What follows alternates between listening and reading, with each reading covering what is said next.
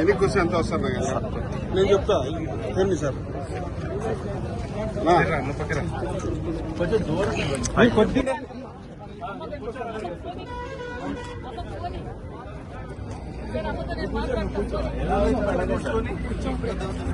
ఎనికిరా నాగేంద్ర నరేష్ ఎనికిరా నరేష్ అసలు రికార్డ్ అవుతుంది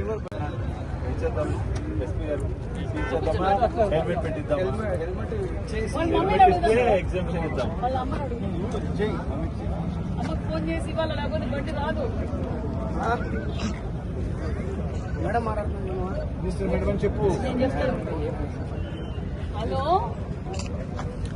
అమ్మా, నేను మినిస్టర్ సవితమ్మని మాట్లాడుతున్నానమ్మా. బాగున్నారా? బండి మీరు మంచి బండి కొనిచ్చినారు. ఎంత పడింది తల్లి? 2.5 లక్షలు పెట్టి బైక్ కొనిచ్చినావు, చాలా సంతోషం.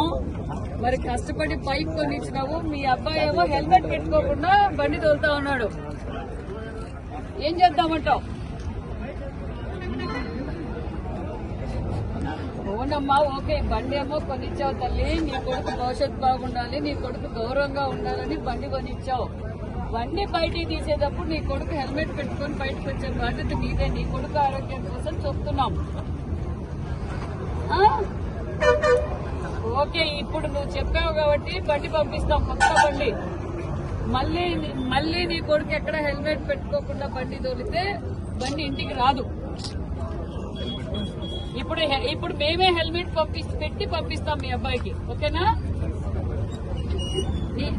ఓకే, ఏం సారీ వద్దు, జాగ్రత్త. ఓకే అమ్మా, థ్యాంక్ యూ.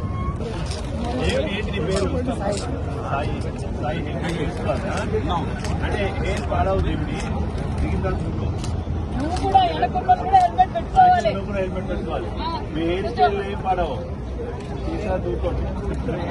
మనం బాగుంటే